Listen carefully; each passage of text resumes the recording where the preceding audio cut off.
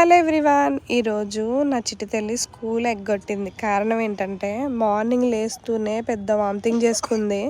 నాకు చాలా భయం వేసింది. వామిటింగ్తో పాటు కొంచెం కోల్డ్ కూడా ఉంది. ఇంకా కాకుండా లైట్గా ఫీవర్ కూడా వచ్చింది. రిస్క్ చేసి స్కూల్కి పంపడం ఎందుకని చెప్పి ఉంచితే ఇంకా మొదలుపెట్టింది అల్లరి. పొద్దున్నుంచి నానమ్మ ఇంటికి పోదాం అని మొదలుపెట్టింది. సరే అని చెప్పి ఇక్కడికి వస్తే ఇక్కడ బర్డ్స్ ఉంటాయి అన్నమాట మా అత్తయ్య వాళ్ళ ఇంట్లో. బర్డ్స్ని చూసుకుంటూ బాగా ఆడుకుంది. అది ఓపెన్ చేయమంటది. ఓపెన్ చేస్తే బర్డ్స్ అన్నీ ఎగిరిపోతాయి కదా. అయితే ఈ షార్ట్ కూడా శాన్వియే రికార్డ్ చేసిందనమాట మొబైల్లో. వీడియోస్ అయితే బాగా తీస్తుంది. మొబైల్ అప్పుడప్పుడు కూడా ఊపేసింది. నేను షార్ట్ చేస్తుంటే నేను కూడా చేస్తాను, నాకు కూడా అలానే వీడియో తీయని చెప్పి అది కూడా షార్ట్ చేసింది. బర్డ్స్ని చూపిస్తుంది.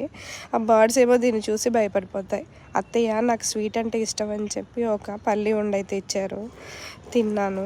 ఇంకోటి ఏంటంటే మా అత్తయ్య వాళ్ళ ఇంటి పక్కన కూడా పెద్ద టెంపుల్ ఉంటుంది. ఆ టెంపుల్లో అమ్మవారు, ఈశ్వరుడు, గణపతి ఉంటారనమాట. నా అదృష్టం ఏంటో తెలీదు, నాకు అందరు అత్తలు కూడా అమ్మలాంటి అత్తలే దొరికారు. ఈ అత్తయ్య అంటే కూడా చాలా ఇష్టం అనమాట.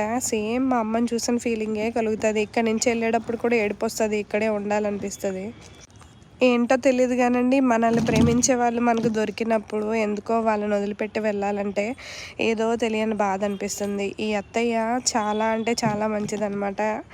ఆ అత్తయ్యని చూస్తే ఎన్ని కష్టాలు ఉన్నా సరే తొలగిపోతాయి. నాకు ఏ బాధ ఉన్నా సరే షేర్ చేసుకోవాలనిపిస్తూ ఉంటుంది. అందుకని అత్తయ్య దగ్గరికి ఎక్కువ వస్తూ ఉంటాను. మళ్ళీ శాన్వి మొదలుపెట్టిందండి అల్లరి. ఇంటికి వెళ్ళిపోదాం అని చెప్పి ఫైనల్గా అయితే ఈరోజు మంచిగా ఎంజాయ్ చేసింది. Thank you for watching. Bye bye. ఇప్పుడు కూడా పోటీ పడుతుంది నేను కూడా బాయ్ చెప్తానని.